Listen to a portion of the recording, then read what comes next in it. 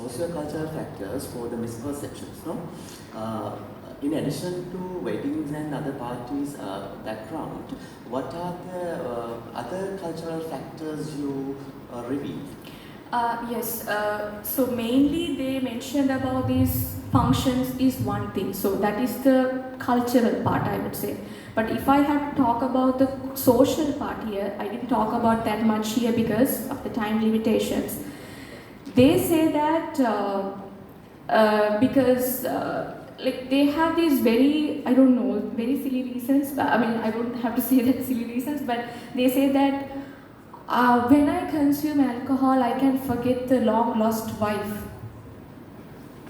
And also, they say that when I consume alcohol, I can talk to someone. I will feel fearless. I mean, not the, I mean, cultural means it's the religious part of it I highlighted here, not the other parts, I would say. But the social part is which I want to highlight here because they say that I want to consume alcohol to become feel strong because some are not like treating me equally in my friends group. They are insulting me. Oh, you're not drinking alcohol with us? What is this? So you have to come in, I mean, you have, in order to be friends with us, you have to consume alcohol. Again, around the social pressure. But apart from that, they want to say that to overcome the loneliness, to overcome the anxiety, to overcome the fear, to be powerful in the society. So if I consume alcohol, and that's another point I want to say, they think that if they consume alcohol, they will be powerful to control the woman in their family. So if they consume alcohol, they can do whatever they want with their woman. They can abuse and anything. So it's one case I want to highlight here because of these alcohol abuses in this particular community. One of the alcohol consumer's partner committed suicide by eating herself. That case never reported outside. It was concealed within the community. So likewise, there are so many hidden factors there within the community, which are not, it has not come outside. It is well or concealed within the community. So this is what I want to highlight. I hope I answered your question. Madam, I also want to ask a small question regarding to your research. Yeah. Actually, madam, have you visited that area yes. at the Kitaganda in Matale? Yes. And you take that. You have mentioned regarding domestic violence cases were reported, several domestic violence cases reported at that area. Yeah.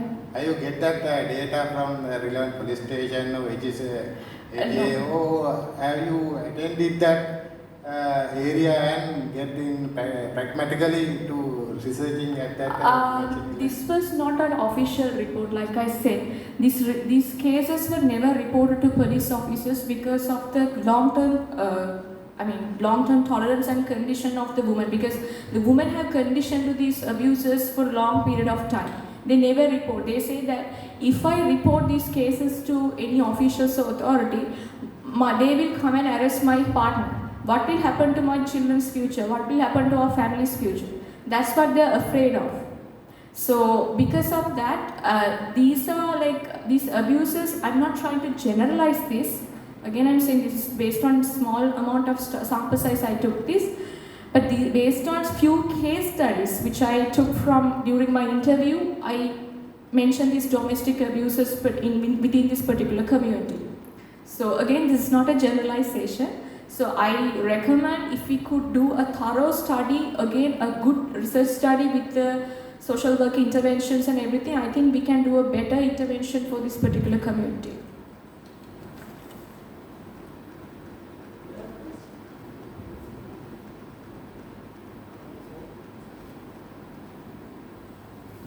Okay, thank you so much. Your good presentation. I have little correction in the beginning part of your presentation.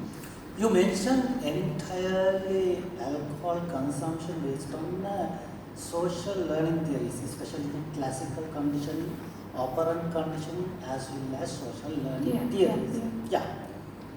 Is there any alternative to discuss that? If not happen any chemical influences in the brain? First question. Is there not any influence to the chemical interaction in the brain? But not I am deeply going to that one because you did this research in social learning theories based on. So I would like to ask that. Yes, according to that, yes, there is a chemical reaction to the behavior, but if it's the long-term consumption only. If that particular person is consuming for a particular period of time, then that behavior may be influenced by the chemical reaction that happens in our brains and neurotransmitters. So based on that, that behavior might affect the slurry speech and everything.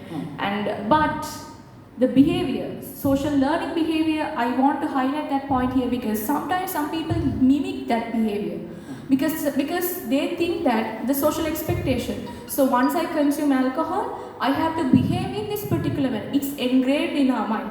So our mind is giving a signal, okay, once you consume the alcohol, you have to behave in this particular manner. That is actually social learning. Yes, that's the actual social expectation theories. Okay, right.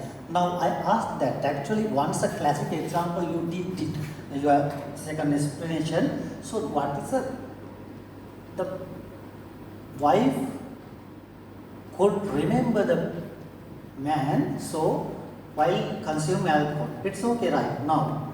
Actually what was happened that time? Actually short-term memory and a long-term memory as well as identical memory and photographic memories. The person who with so many memories, this concept, socializing only, social learning is only reasons that is happening. It's not good because actually in this time our children should know about that what are the neurochemical reactions after using alcohol. Actually there are such 4 main neurotransmitters are affected during the alcohol consumption. Gamma aminobutyric acid, glutamate, also dopamine as well as serotonin. That are the main case to alcohol consuming and consequence result of use. They are the reason actually because this knowledge should be actually know about that the person as well as children in our society.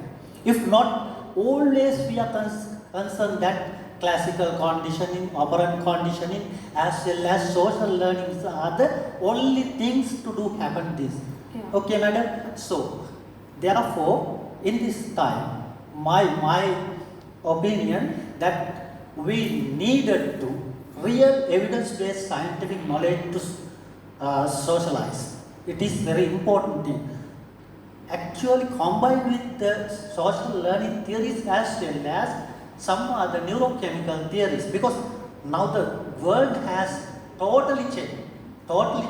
They are concerning neurochemical researchers as well as social learning theories. That's a new era. Therefore, we needed to transform our knowledge to the society with that knowledge. If not, actually one side is always mentioned is not good so much. This is the new Sri Lanka. We needed to more scientific knowledge. Thank you so much for your presentation. I am really enjoying it. And then, Thank you, sir. I actually mentioned that due to acetylic term there, but I didn't explain because of the time constraint. And also, like sir said, I also included for the recommendation that we should incorporate the scientific rationale for the alcohol consumption behavior in the curriculum, school curriculum of our country. So I hope in future we can do some sort of policy level amendments in our education and also in alcohol policy in Sri Lanka. Thank you so much. Thank you so much for the feedbacks as well.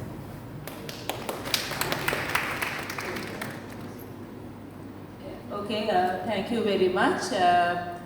Thank you for the interesting presentations today. It covered a wide scope and it covered many interesting aspects on drug use and interventions as well as social factors and determinants that sustain this as a problem, public health problem.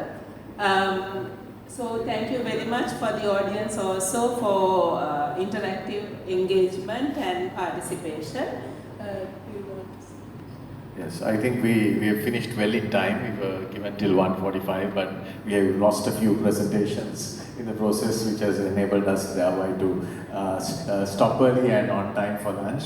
I want to thank all the presenters for the excellent work they have done and their efforts to put forward their studies, especially because some of these things we need innovative strategies for prevention and early intervention, because I think that is actually the way forward, because we have to actually reduce demand.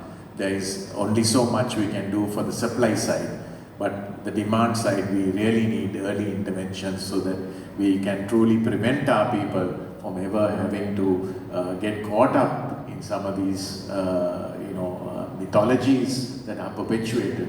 And thanks once again for all of you for your participation.